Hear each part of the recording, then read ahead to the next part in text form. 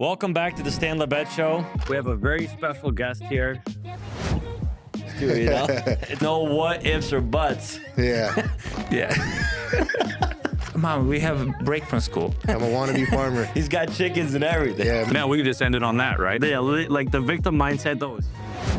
Mauricio Hernandez, that people that are born and raised in America feel like they don't grasp opportunities as much as immigrants do because they don't have it back home. You have an uncle, a cousin, dad, mom, they help you here and there, but that's it. You know, there's not much. Yeah, America is a land of opportunity. They're always like, oh, you don't need college, man. Screw college. I dropped out of high school at... Like you have a backpack behind you, so putting tools for you.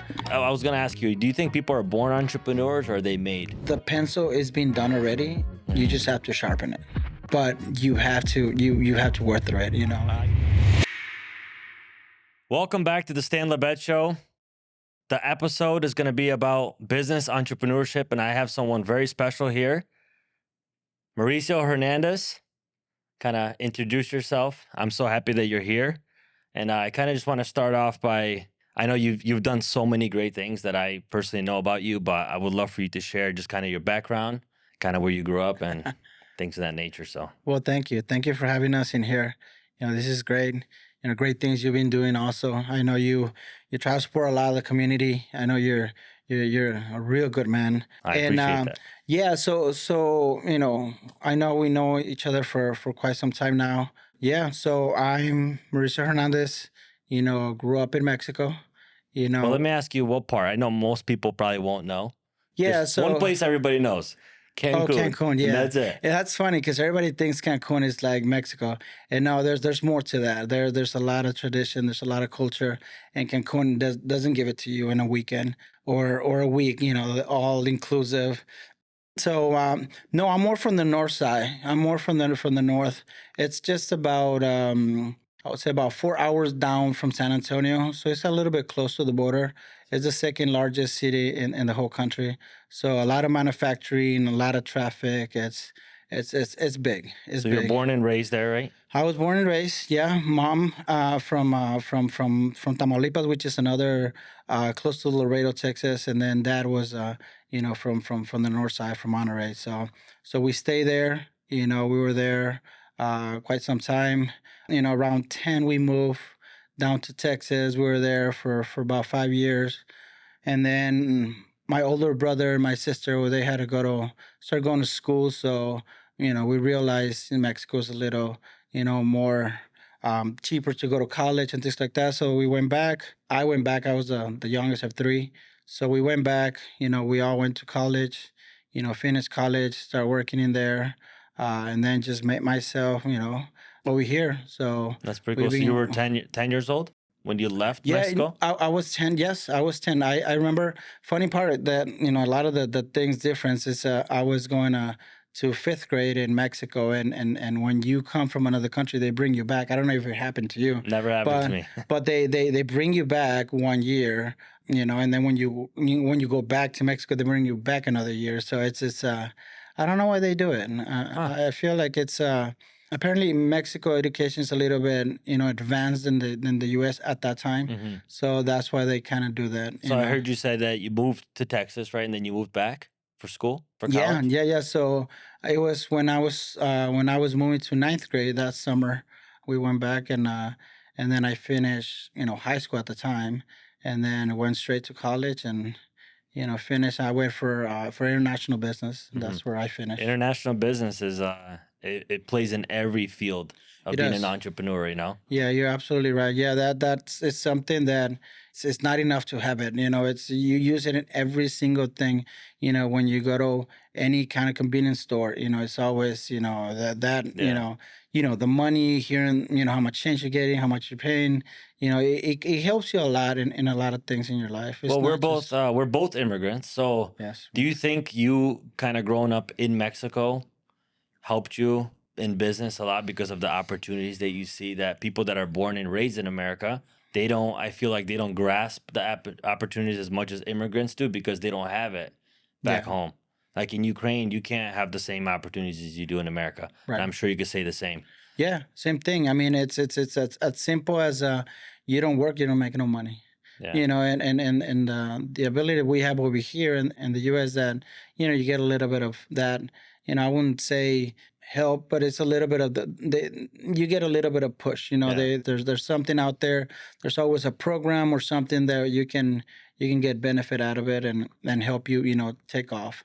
And in Mexico, you don't. In Mexico, it's Yeah. just you scratch with your own hands. That's it. You work. So you either you have an uncle, a cousin, dad, mom that help you here and there, but that's it. There's not much. Yeah, America is a land of opportunity. It is. And I feel like why a lot of people are so set back is because they don't experience it and they're not thankful for what they do have here. So I think we're blessed that we actually grew up, in a different country, because I think we're more thankful for the things that we have. But kind of going back to college, because you know how they say a lot of entrepreneurs, they're always like, oh, you don't need college, Yeah. man. Screw college. I dropped out of high school at, ninth grade, and I'm a millionaire now. But I'm sure that you're glad that you went to college. Yeah, when you grow up with the family, in this case, like my mother, my father, that my mother, she always was pushing that to be somebody, to study, it was always like, give me that degree, and then whatever, you can do whatever you want after that, and because of that, at the time the computers were coming out, so she got me technical, thing for systems. Uh-huh. So I got my degree for technician for systems for computers and things like that while studying, high school at the time, and then after that I was doing my college, international business. And at the same time, she had me going to become a teacher as well. So it was, Man. my mom was always pushing, and it's nice though. It's nice because one thing that is nice, and I say this, now that in your place that we're fathers now, Yeah. that we have our kids, it's a big thing where my father used to say all the time, I can't leave you, houses, cars, money. You're gonna lose that in a heartbeat. 100%. You owe the IRS 15,000, they'll come and take Those you are everything wise from words, but for him was like, for me, as you being my son, it's like you have a backpack behind you. So putting tools for you, that's what's gonna make you, who It's you're like gonna be able to you're survive. literally saying like the quote, you give a man a fish, Yeah, he'll go hungry the next day. You teach him how to fish, he'll be set for life. So yeah, I do 100% agree. Push our kids. I'm glad your mom pushed you. It seems like she yeah. She wanted did. success for you She guys. did. Yeah, because at the time I even tried to drop off, because when I went back from Texas and we were down in Monterey, I was bilingual at the time. So being bilingual back in the 2000s, it was really, really, good to be bilingual because we used to work for a marketing, company, Mhm. which is a Spring or AT&T, because they go over there and they put their companies. So being bilingual, they pay you a lot. No, I see So that on a lot of applications. If you speak in, yeah. Spanish and English, then your chances of getting the job are a lot higher. Yeah, so I was at the time I was probably 17 years old, Hmm. and making 14, 15,000 pesos. So I'm like, what do I need college for? I'm Yeah. bilingual. Like this job is, and there's a lot of companies like that hiring. I'm like, oh, I know this, but at the end of the day, it's just like you had to be with the headset, taking calls for 8, 9 hours, and it's brutal. It's That brutal. job is not for you. I feel No. like you need, maybe that's kind of, we'll get into it, but the restaurant business, I think you need people you need interaction with people Yeah. because you're a people person. Yeah, I and can't see you sitting behind the computer with the headset and just everything talking. helps though, because it's actually nice that I did it, because it gives you a lot the people skills. It gives you, for example, we used to call and sell, just cold Yeah. calls, Oh, to sell. communication skills, So yeah, so that is something that I think I don't think college or school teaches that. Real That world. is either you Yeah. have it or you don't. Oh, you got to go ahead and learn, push yourself to get to that. But you're right. School doesn't teach a lot, No, as you know. no, I mean, good me grades. personally, I graduated at 16, but I left school at, I think 15 years old. I was done with school, and then I did homeschool for a year. Yeah, let me ask you that. Have you thought about those kids when you were in school, like the really smart kids, the ones that were all A's, Uh-huh. the ones that they were like so clean, and if I don't know if you have heard about them and where they at. Well, let me tell you, this is crazy because looking back now, I still look at my friends back from school and kind of people that I knew, and all the ones that were high A students, Yeah, they all work for corporations. Not a single one of them is an entrepreneur.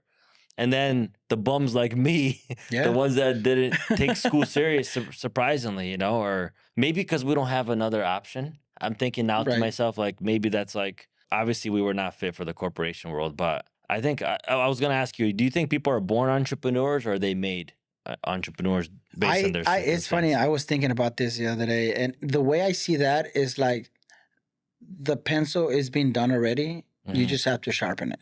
So it's there. That's I good. think everybody has it, but you have to you have to work through it. You know, I It's got to just- tell everybody to take their notebooks out because that was a good one. I That's- never heard that one. It's a No, pencil. yeah, it is. Everybody, everybody starts in the same start. However, you get to the end, that's up to you. Yeah. I believe that it's the same thing with the talent. I think consistency, beats talent Yeah. because agree even 100%. it's for people that it comes easy to them. They don't have to work as hard as somebody that has to be consistency. Every day Yeah. and they'll pass you. They'll Hard pass work you. beats talent every day. Yes, I'm telling yes. you. I Yeah. think all day it does. No, that's good. It does. Well, man, I like the pencil analogy. I'm going to use that from now. Yeah. Everybody's a pencil. Just got to get sharpened, That's good. I Yes. like that. Well, let's transition into kind of how you got it. Your main thing was the restaurant business, right? No, not actually. No. That it was completely. So my main thing was I have a minor in customs and shipments. So in my world was like, okay, I was gotta get into the transportation, to the semis, and being bilingual, being right close to the border. From my mom's side, they're from Laredo, Texas. So I'm like, you know what, this would be great. Always bringing things inside the country, taking it out of the country. Just going into the semis and the trucks. Yeah. But you plan for something, and it takes us different ways. And then when I got here, I was working for a couple of companies in the optics world. So I But that's kind learned. of how we met. We met through a shipping company. Yes. So, Yes. Yeah. That was a little further down on life, but yes, that's how we met. Yeah. Actually, yes, you're right, because we had to bring some flour, and we will get into that too when I started, the tortilla facility. We were bringing it yeah, from but you're Houston. Mexico. You guys don't even eat tortillas. I think that's how we eat. I think everything has to be with Every tortilla. meal. Every it has meal. to have a tortilla. Every meal, man. It's Every wild. meal. That's the thing, man. It's every meal in the morning. You don't do waffles with tortillas, I guess, or Yeah. pancakes, but that would be crazy, right? Yeah, I wouldn't be To do surprised. tortillas with it. But yeah, no, it's different the way, I guess over here is too much the bread. Yeah. We eat a little bit more bread than over there. There's always something we eat more. Well, I than- don't see people in Mexico eat bread. No, like we don't. French bread or No. the baguette or whatever it is. No. It's all tortillas. It's all tortillas. Like man. every time I go to Mexico, I don't. Actually, they do have a whole bread section, but no one. Actually, yeah, you get those big Americans. Yeah. They're like buttering up their bread, And the menu is the easiest because if you think about it, if you want a quesadilla, it's just a tortilla fold with cheese. And if you want a enchilada, you just roll it now. Yeah. And then put the sauce. Now it's just like a normal taco. You just don't just put the meat in the Yeah. middle, and you want a tostada, you just fry it, and so everything is That's from so the awesome. from the tortillas. No, that's cool. So you were kind of in the transportation. What kind of made you shift? Oh yeah, Out so out of when that. so you see when I got here, then I found a little niche in the optics world. Rochester is pretty big with optics. There's a lot going on in here for Yeah. that. I always have to tell people, like, here it's all medical, nurses, a little bit of engineering side, more computer systems, things like that. There's not a lot of manufacturing out here, but Mhm. something they do, they do a lot over here is optics, and I don't think a lot of people know how big Rochester's in optics.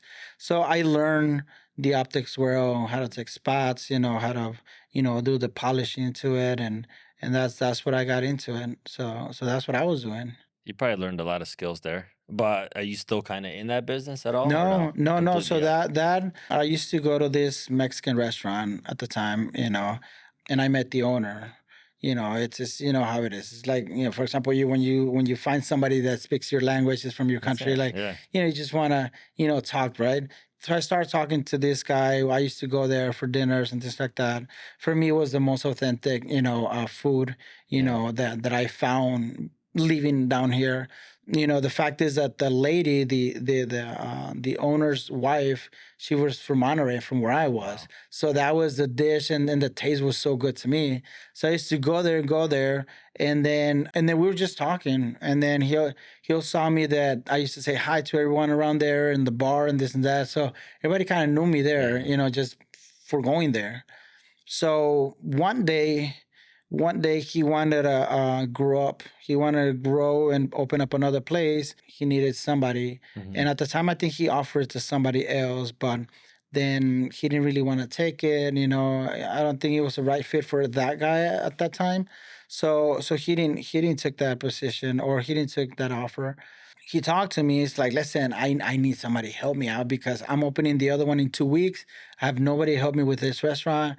I don't know, what am I gonna do? I don't know anything about restaurants. Like, yeah, I can talk to people, and I know, about accounting, or Mhm. things like that, but I don't know anything about either cooking or bartending, or so it's like, you'll learn. Don't worry about it. I'll teach you everything. And the funny part is that he said, I'll teach you everything, don't worry about it. And I remember I think it was like a Tuesday or Wednesday, that he's like, okay, things are right here. I'll see you. And I never saw him again. That's It crazy. was, Sometimes that's the best though. it You just is. get dropped Just, off. here you go, start swimming on your own. Oh man, because So then you have to learn how to swim quick. quick. If they just drop you off in the middle of the ocean. Yeah. Yeah. No, I mean, part of this whole thing, and a lot of role for anybody trying to go up there and experience, your own business. You have to learn. You have to learn how to, fix problems, how to, just mainly, I think that's the main thing. It's always figuring things out as you go sometimes. You can't know it all. If you're waiting, for whatever you're trying to do in life, you get all the questions answered.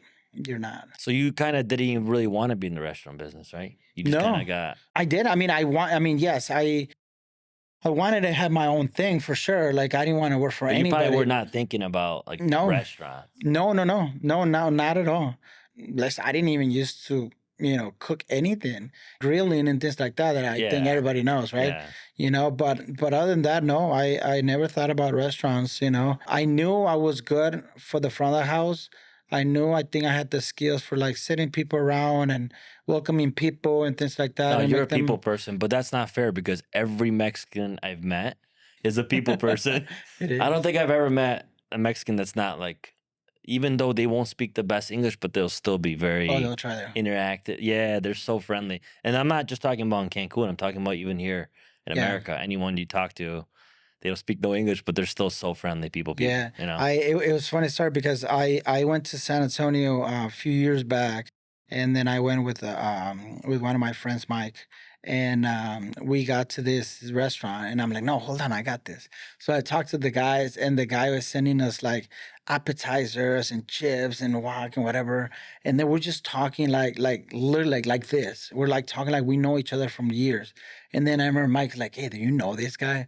I'm like, no, I don't. It's That's like, bro, us. he sounds like he's your brother, man. Like, Yeah. you guys are like so welcoming. I'm like, well, that's how we are, man. It's just, That's I don't such a know. blessing. That's such a gift. It's especially in the entrepreneur business because people are your money.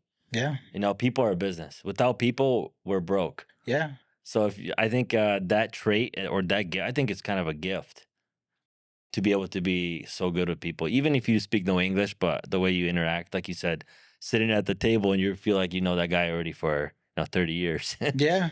No, a yeah, gift, yeah. No, it's a good thing. Like I said, it's one of the things that, I mean, I don't know if you can even go to school for that. I No, you mean, can't. that's something that it They don't comes teach you from your that. family, it comes Yeah, from your, from home. that's a blessing though. It comes from I home. guess when was the day, like, when did you think that you were going to be an entrepreneur or that you were kind of going that route? Were you like, So screw it, I don't want to work for nobody? since I was little, because we used to do a lot of things. In Mexico, I did so many roles. Play for a band, music, and I was the one going to the bars and tell them like, hey, listen, can we get Yeah.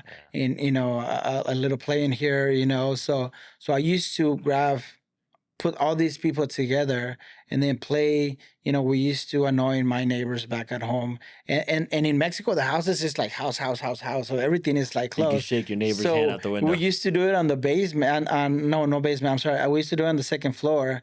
They just started doing the second floor for my mom's house, and we used to just do it. No windows, no, That's no awesome. doors, no nothing. And he was just banging with those drums, and we used to practice there twice. And obviously you get some neighbors that they were kind of annoying for it, but other ones would be nice because they would just put their chairs outside, on the Yeah, street, and they just listen to the music for free. That's so awesome. So yeah, so we, I was doing that. I was putting my nose in anywhere I could. It was always, when we used to go to this side, to the United States, to Laredo, going to, at the time, going to a couple of stores, the stores that you found around here, that you can find good Yeah, deals. 100%. So to buy those things, buy hats and buy shirts and things like that, going back home and just selling them to my friends. So young age, man. It was always something. I was always cell phones, watches. And you didn't really get it from, did you get it from your parents? From my dad. Your dad was. Do that. My dad used to work, at this company out there, that whenever, because my mom's side, they're in Texas, so we used to go there, frequently. We used to go at least once, twice a month. So my dad used to buy, like, at the time, we used to get like the stereos and the speakers, and then bring them back to his friends from work, and they would That's just buy them pretty from cool. him. Just open the trunk. It's like, I have all this. That's pretty cool, though. So it was always, making that little extra. Maybe at the time my dad was working for that company, but it was always finding the way how to make that little extra cash. Oh, that's awesome. So yeah, no, it was quite some things that I learned from both sides. You always learn a lot from mom and dad, and the consistency of my mother getting up every day to go to school. She was a teacher, for over 30 years. So you get that consistency. I'm like, hey, listen, working for that, and then you get my dad was just like, a little bit of like That's everything. Got it from them. Yeah. Now, going back to the restaurants, as you know, restaurants are known to be one of the toughest businesses. The worst. One of the toughest, even from one of my cousins that used to own a restaurant. I guess, what is the biggest challenge you faced in the restaurant business, and I mean, how does someone in that field overcome those challenges? Well, yeah, you couldn't say it better than that. I mean, it is the worst, the number one worst, business to be part of it. I think, the average right now is a thing. It's about 2 years. You don't pass 2 years, when you start a restaurant. That's But crazy. it is, because there's so much. The sad part about the restaurant is that every week you start from zero again.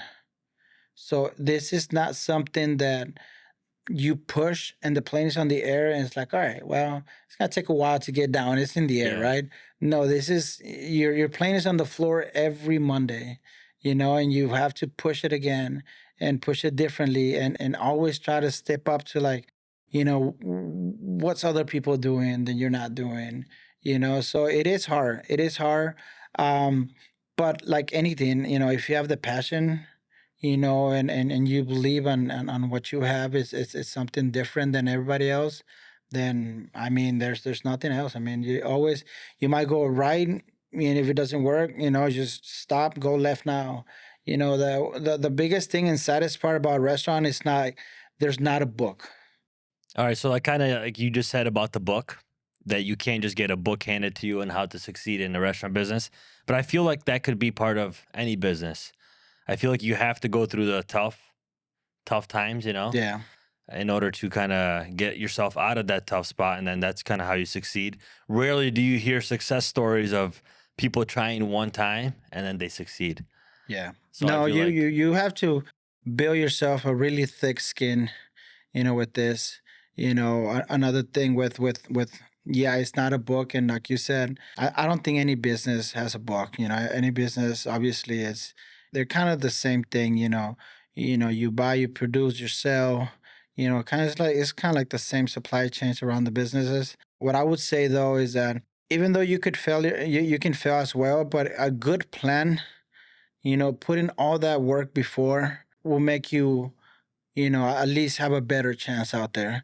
And I can say that restaurants are the worst, because they are. I mean, and it's statistics don't lie. But Yeah. but again, if you do it really good, if you make the the homework of like actually knowing what's around you and what actually it's all about need. It's I think it's all about what the people need.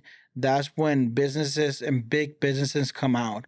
Everything is because it was a need. Everything And being creative, like you said before earlier Yeah. on, you said to be successful in a way, you got to do something new and something creative. I think that's any business now. People want something new, Yeah. you know. And I always feel like this is one of the biggest quotes that I tell young entrepreneurs, that if you don't love stress, then you won't love being an entrepreneur. Yeah. You have to learn how to love stress. Yeah. Sometimes it's tough, but you got to learn how to love it. You're right.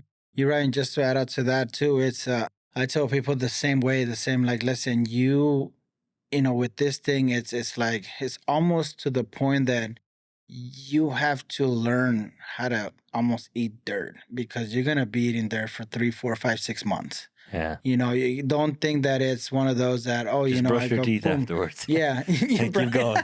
Yeah, no, it's so a couple of things is like make sure the plan is unbeatable. It's something that is bulletproof. Make your homework with that. Have a good capital. Some funds. Because for the first 3, 4, 5, 6 months, you're gonna be completely, if you can have enough money or if enough capital to cover your expenses at home, then go at it. The worst thing that I seen it, and one of the things that I feel like they never make it, it's some people and some entrepreneurs, they want to start, but they want to start on the side. For example, they'll have their nice 40 hours a job a week, and Yeah. then they'll spend 2, 3 hours a week just on their business. Well, you're never gonna go anywhere. Yeah. It's either you jump right on the mud or stay where Both you're feet at. in. Yeah. Yes, Right away. yes, Yeah. I right think the away. chances of success are a lot higher because you don't have no comfort from a 40-hour job. Like Yeah. either you make it or you don't. Either you Yeah. eat today or you don't. So I think you have a lot more drive when you're 100% in. That's perfectly said, Yeah, 100%. and the same thing what you were saying, going back a little bit where we started, when you were saying about immigrants and things like that. Why we work harder at things is because we know what it's to starve. Yeah. We know what it is to like eat, you know, eggs for breakfast, for lunch, for dinner, because we had that at 100%. home too. No, I agree. And when you starve and you actually, it feels better. For us, like that taco feels better, man. Like, 100%. and it has some steak And I on feel it. like that taco we can translate into success. That Yeah. success feels a lot better when Oh, you yeah. actually worked hard for it Yeah. than when it was just given to you. Yeah. 100%. I kind of would love to, since it was not too far back, it feels like an ancient ago. COVID. COVID-19.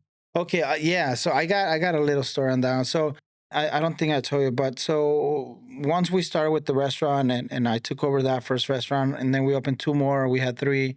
I decided, part ways, because at the time my partner, his son wanted to be part of the company, and it was just best way for me to step out.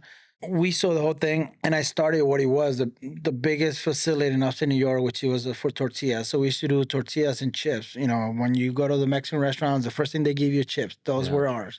The tortillas. We were killing it, Stan. We were just like getting it because, again, I made my homework and I found out that there was a niche for this. That, believe it or not, there was a niche, in here that nobody was doing. So I'm like, I took over that, and we had a 10,000, square feet building. We have, forklifts, we had delivery trucks. It was going Wow. bananas.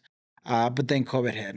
When COVID hit, we obviously, our business was about 95% was restaurants. So what happened? They closed the restaurants right away. Yeah, that was the So most affected, I feel like, was the restaurant business. Got affected the most. a lot of people, I mean, you see, it's you never know, depending the situation, but some people found a way how to survive and even make it better than what they had, and other people they just died. They couldn't make Yeah. it. They couldn't. I remember there were some restaurants from friends that, they decided to close, because at the time they closed, but you could still do some takeout and things like that. They were like, no, we're just gonna close, and once they say it's 2, 3 weeks, and then we're gonna come back. And no, 2 weeks, 3 weeks, 4 weeks, 1 month, 2 months. You know, One and year. yeah, and and the bills just how it is. They're not gonna stop. So they decided to go back. It was too late. It was too late. The people was not there anymore. The orders were not there anymore, and they just had to sell everything. Yeah, I learned a lot of business in COVID. I think a lot of entrepreneurs, I think that shut down, learned a lot. And then the people that succeeded learned a lot during COVID and how to prepare and how to make things new Yeah, and how to work around such a big problem. I mean, when you shut down, restaurant business is a little different because what could you do? Takeout. You yeah, can't make a killing on takeout. And no. even then, it was like takeout was so weird. You Yeah. had to like put it, you Yeah, can't yeah, see yeah. the Put it in a little box, open a window, put it outside, and then close the close the window. window. And Yeah. then now you can get it. And then, yeah, yeah. No, I mean, it's some people make money out of takeout because if you think about it, the overhead is A lot smaller. less. Yeah. There's no servers, there's no bartenders, there's just the cooks. Just making the food, putting it outside. I think a lot of people was the only time they ever made money, Yeah, it was during COVID. because it was COVID, because it was so easy. But let me ask you, what do you think was the weirdest business you saw in COVID that you saw blooming that you're like, wow, like if it wasn't for COVID, that business was Oh, like well, in general, you can look at it. Obviously, the mask the production. mess. Oh my God. That's no Yeah. question about it. They're made billions of dollars. But other than that, what kind of business that I saw blow up? I mean, anything online. I feel Yeah. like content creation or kind of anything online because people Yeah. were sitting by the computers all day long, Yeah. watching show entertainment. Right. Yeah.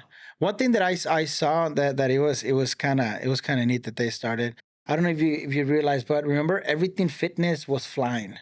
Weights, Oh, treadmills, bikes, yeah, everything was flying from everything. the stores. Yeah. Like anybody that had one of those in their house, and it was just like, because you know what a treadmill does in your house, right? It's just so you can put the towel and put the shirt. 100% it's a That's towel how we do rack. with them. So, you take that out and make sure it still Well, starts. yo, And you I'm can, guilty. I think I bought my treadmill during COVID. yeah, I'm telling you. So I might be But guilty of that. what I was trying to get to is that you couldn't find those plates, the 45 pounds plates or the 35s. So I found this guy. I don't know where it was. I think it was like New Jersey. So he got like the mold to make these plates, and he was making them out of concrete. That's wild. So he made them out of concrete, bro. He made so much See, money. just gotta He was just improvise. like making plates 45s because they were skyrocketing the prices for these weights. So he was just making little plates for That's concrete. wild. That's people were smart though. buying. See, people can find the right niche, get in at the right time.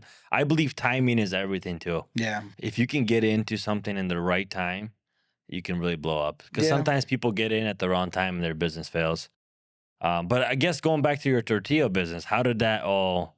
I mean, you kind of explained a little bit during COVID. Did you have to kind of shut down? Obviously, it's Yeah. So yeah, we were downtown. We made beautiful offices. We have, all the people. We were doing some really good things for the community. We were giving opportunities to a lot of people with challenges, what they call now.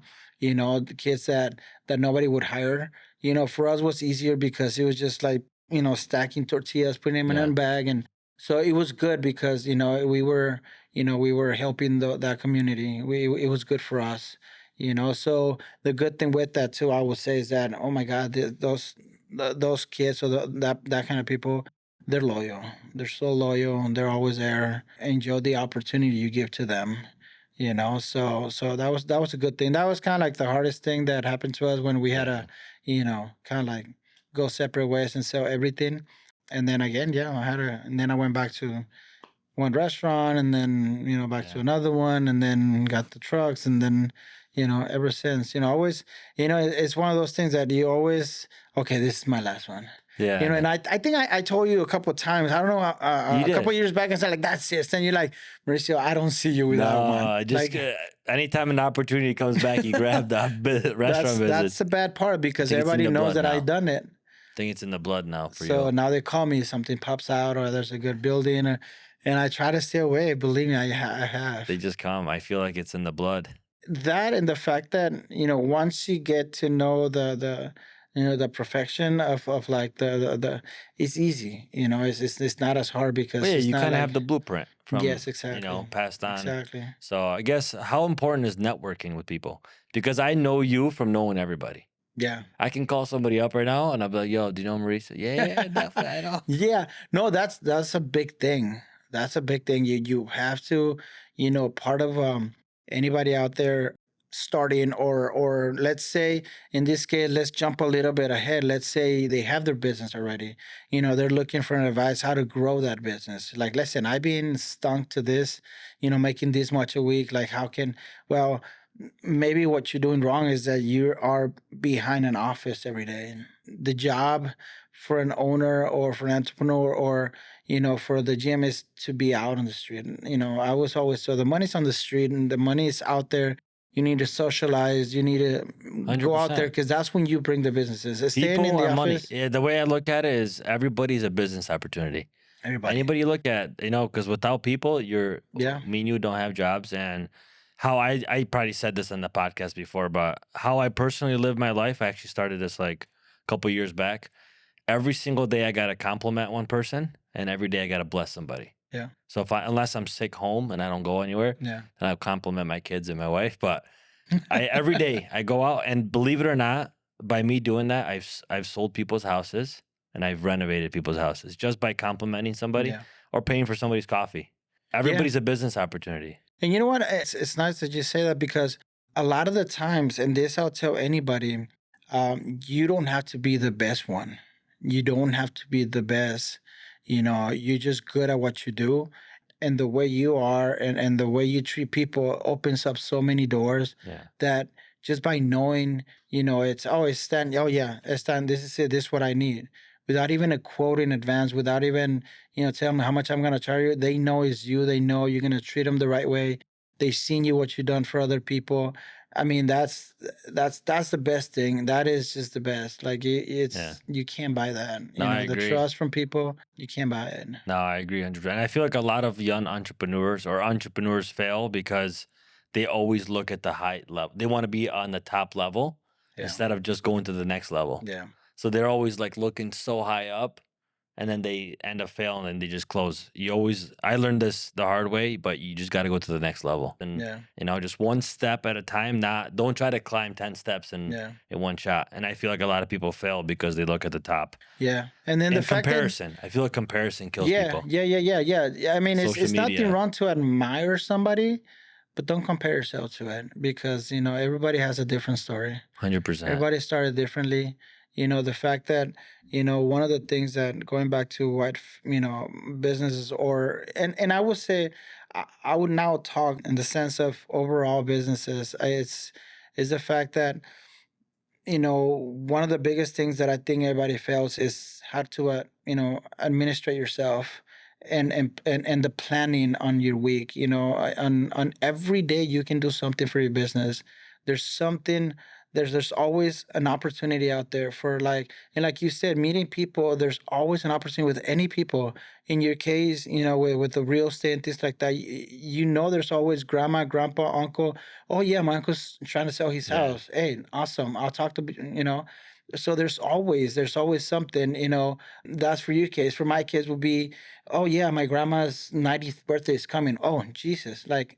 Can I carry for her? Like, Yeah. is she doing it in the backyard? I'll bring her a food truck, or is she looking for a venue? We have venues. We can do it in our, restaurant, things like that. So there's always opportunities out there. There's always. And then 100%. the other thing is like how of financial be kind of strong where, like you said, you can sell $10,000 and you want to spend 8,000 for yourself. You just bleeding your own business. Yeah. You're not letting that baby grow. You're not letting him grow little by little. At first when you open a business, especially in the restaurant world, you get that honeymoon of the first 3 months. That's when you're the new kid on the block. Everybody's coming to you. You think money is just not gonna stop coming in, and you're just like, no. Yeah. What you do is you pay as much as debt you had because you probably had to get a little debt to open it. Yeah. Pay as 100%. much as you can right away because you never know when that money's coming back again. And then it's like a roller coaster. You go up those 3 months and then it settles. And that's when the real battle starts. That's when the media, the marketing, the happy hours, the specials, that's when you start grinding. And that's Well, I'm glad you brought up the money because I kind of want to transition into that a little bit for even entrepreneurs that are trying to start off, what is advice you can give them with like capital or, saving money or how they should manage their money?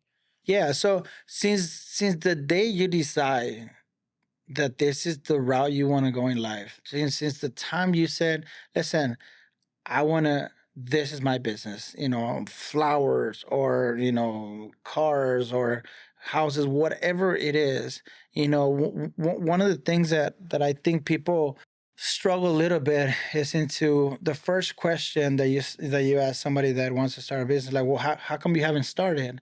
They'll say like, well, because I don't have the capital. I don't have the money. Well, you know what?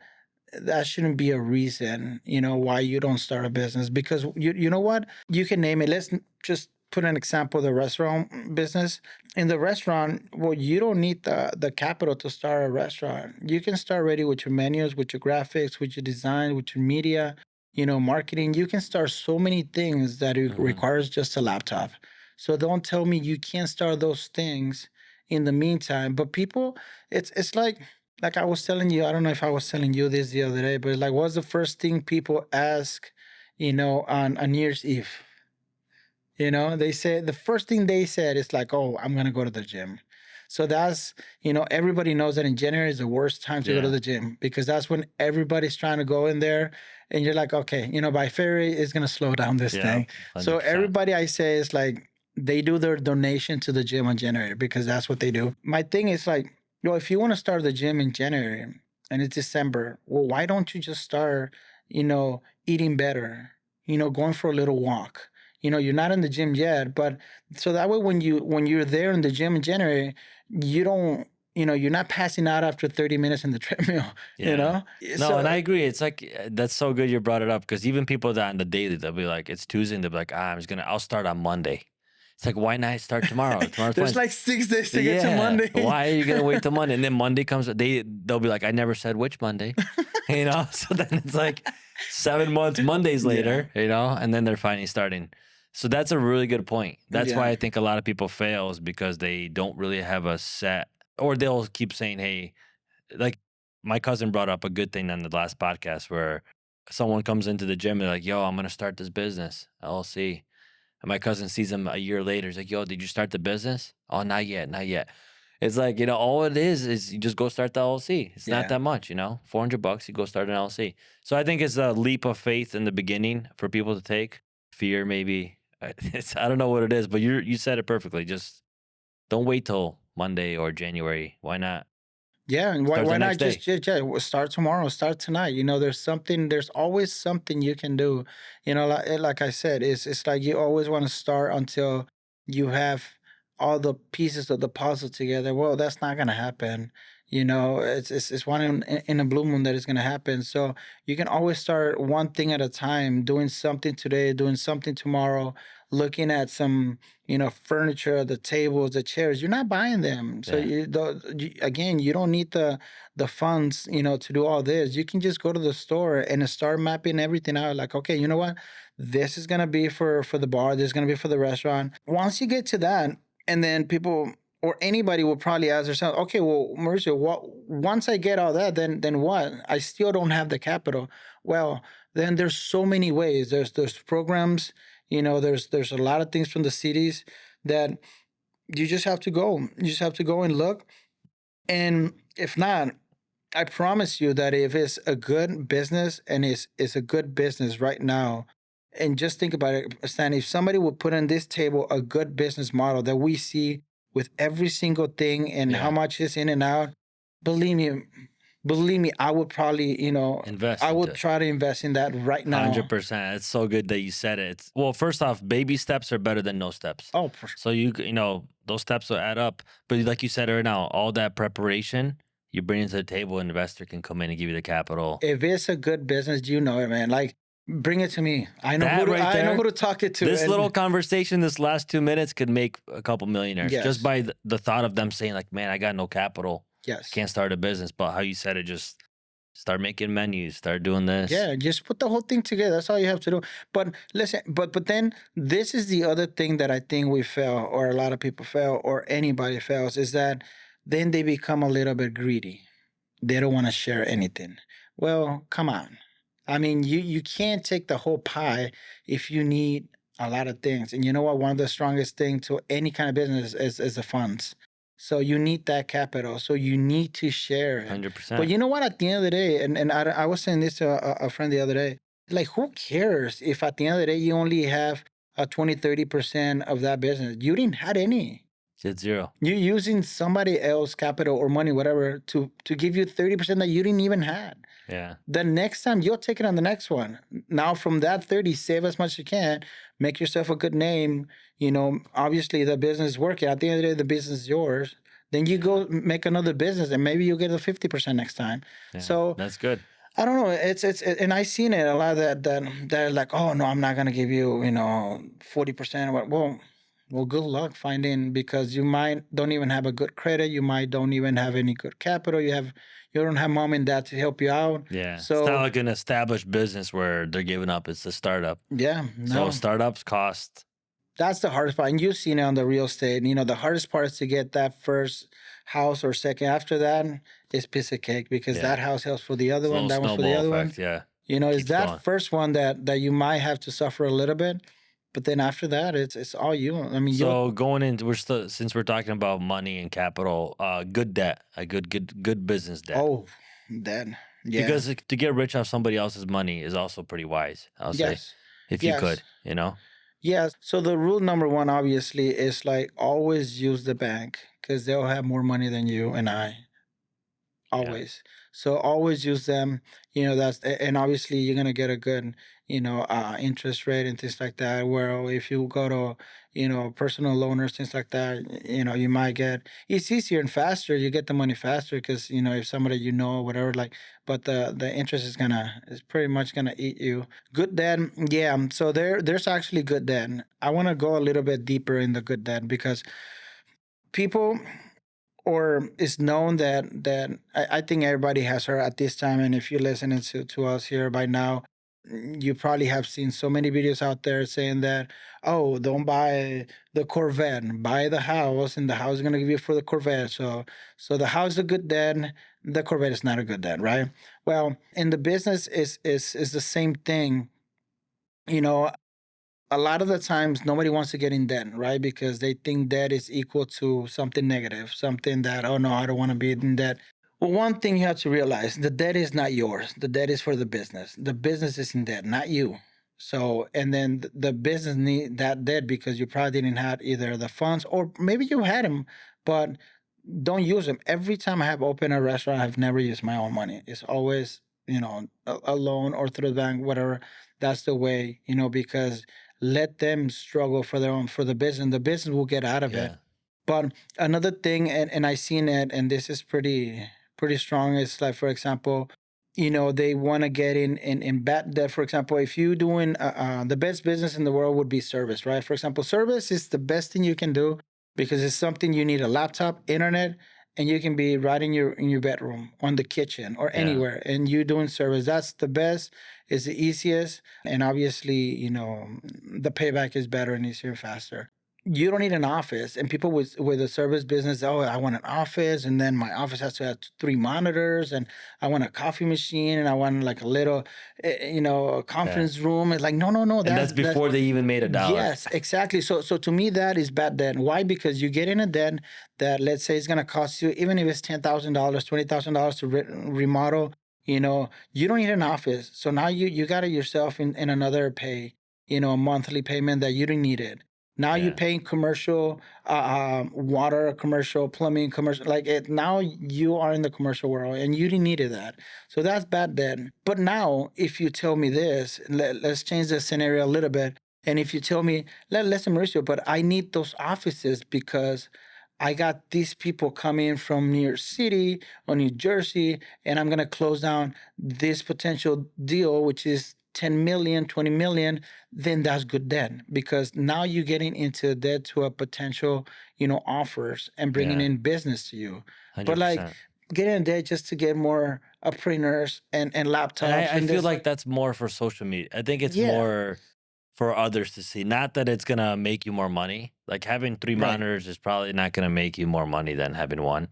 But I feel like it's for, the social media people to see what you have. To have their Instagram, their Facebook, and then something in the middle. Yeah. So that's what I'm saying. So always, they have to be holding hands the debt with business. Meaning, if I'm getting this debt, it's for example, in the car business, the easiest way. The easiest way is like, well, I need 50,000 because I want to buy these 3 cars that they're this much and I'm going to make this much. Okay, that's good debt because you're getting the debt and you're buying the product right away. So once you sell them, you're gonna make profit. But don't get a debt to buy or set up a whole thing that is not bringing any kind of business. The debt's got to make you money. Yes, exactly. Plus pay off the interest. Yeah, if you get a debt and then it's nothing that's generating income, then that's bad debt. Yeah, you just got in a debt. That's probably why a lot of businesses fail early on. Yeah, just might as well get that money and get a nice vacation. Yeah, use the business. At least you have some picture on vacation. It's crazy because I've seen a company before that was a huge company, and the owner brought in investors, and he took them investors' money. He partied with it, and the owner got fired. So the owner got kicked out of his own company, and the investors own it 100%. They invested, he took the money and used the debt for his personal life, and he got fired. So it's just wild. Yeah, no, it's hard, and because the struggle is hard. Sometimes, I mean, I think that don't be scared of debt if you're gonna use it in a positive way to make money. Don't. I mean, sometimes it's the bigger the debt, the better. The turnaround too. So. And the same way with the, in any kind of business, and like I said, I can probably put an example for the restaurant, but, if you want to charge that big on your plates, it's like, for example, in your case, like you're not going to charge a house $1 million, for things that they were bought and I'm not saying that it's bad quality, but with cabinets from Walmart and from 100%. From Aldi's and little you can, right? So you have to invest. The bigger the investment, the better turnaround. That way, when you show that house, people are like, wow, this is quality. The backsplash, the floors, it's like, man, this is gonna last a lifetime. And then but that's why you're charging what you're charging for the house. So it's the same thing with the restaurant. It's just like you can't charge a $30-$40, plate if you're walking into like mismatched, chairs and like 100%. It's just like, there's not even air conditioning, it's like kind of hot and they don't even have uniforms or shirts, and like it's all about. Well, what I learned in business, believe it or not, is presentability will make you a lot of money. That's the number one. Like in the construction world, like if our sales guy wears a polo and dress pants, guaranteed to sell the job probably 15%, 20% more than if he was just coming in. Who knows what? Yeah. What have you ever thought about a business that nobody's doing? That is like, oh my God, if I had the time, that's a niche right there. Every day. Honestly, that's me. I tell my wife, I tell my staff that I don't sleep at night. My brain is constantly thinking of ideas that no one's doing. Tell me one. Tell them one. Well, just the one that we're about to launch in like a couple weeks now. So the guy that we're working on launching this new idea, it's actually our cameraman's brother. So he's going to be doing our marketing for it, but it's going to be rolling out in a couple weeks. Oh, wow. It's too early to share on like what it is because once it gets going, but I guess it'll give our people a reason to stay tuned. Yeah, but I'll definitely share it to you afterwards. It's coming out in a couple weeks. It's a business idea that nobody really has. Wow. So, and while I'm still on camera, I want to tell Dave Ramsey, if he's watching, there is good debt. There is. If you know Dave Ramsey. Yeah. I seen it in the media. That is bad. Yes. He always says that it's bad, but no, it's like I said, it's as long as he comes holding hands with a nice project with money behind that, there's no debt. There's literally not debt. And one thing that, just going back and giving my 2 cents on a business, it's like you said, I do the same thing. We can do a whole episode of you're very creative. We can do an episode of like, great ideas or great businesses that other people are doing, or this one's not even doing. But going back to the presentation, just to add up what you were saying about the presentation, the polo, the whole thing. This is what I thought the other day. I'm like, do you see how, those people are with the trucks, and it's just like, it's just street people, and they're just picking up junk, right, from the garage, right, from outside the Yeah. garage, from the street, right. They're picking up, and then unfortunately, they're not the best looking guys, right. Yeah. They're just out there hustling, right. They're sweaty. They're 100%. probably dirty, little rips and whatever. So not that happens something, but if you would see, and I'm just trying to do the whole thing so you know how the prospect changes drastically so hard. If you let's say your kids and my kids are on the front, they're playing. What's the first thing we're gonna tell them if you see that guy just park in front of your house picking up? Oh, yeah. Hey, get over here, like guys, get over here, get over Yeah, here, right? It's 100%. like stay away from there, and once he's gone, then you let him, right? Regardless of any nationality or whatever, just when you see a guy like that. But change change the whole scenario, and let's say the guy has an okay truck, but it's washed, it's clean truck, Yeah. and has a polo with the name of the business, and he's picking up the old washer that you put it in there, but he's looking presentable and with the nice Yeah. polo and whatever. Listen, the first thing I would tell that guy, I'm like, hey, listen, I got another washer over here if you want it. Dude. Oh, you do? Oh, that's so good. It's like, yeah, I have another one. Oh, let me get it for you, sir. Boom, he'll grab it. I'll probably offer him some water just because the way he was looking. Oh man, I'm gonna have to replay this. That was a really. But think about it, and That's then so and I good. thought about it because I'm like, listen, if somebody had the time, would go to the streets and say like, you, and you, come here in my house tomorrow, guys. This is your shirts. This is your new shirt. This is the name of your company now. We're gonna wash your trucks. Let's go to the street. They're already doing it. Yeah. But just so that's what I think entrepreneur is, looking at what people need. The need is what makes the business success so much more than anything. And if you know there's a need, and there's so many things in everybody's garage that they don't want anymore.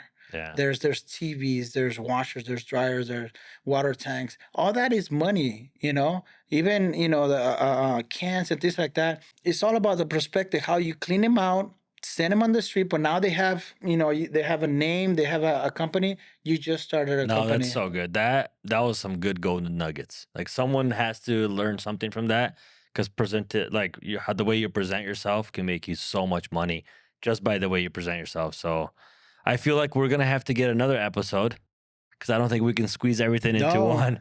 So we'll have Anytime to. there'll be more. There'll be more because you and I, we've been talking about this, and our main purpose is to help out. Yeah. To share our background and what we gone we Inspire done. people, man. So I guess we'll finish off there and we'll record another one, because I feel like we still have so much to say. So Yeah. man, I appreciate your time, and I hope someone learned something. I'm pretty sure I learned a lot just now. So we'll catch you on the next one, man. And I appreciate you coming out. Stan, Thank you. thanks a lot, man. All right, guys. We'll catch you on the next one. Thank you.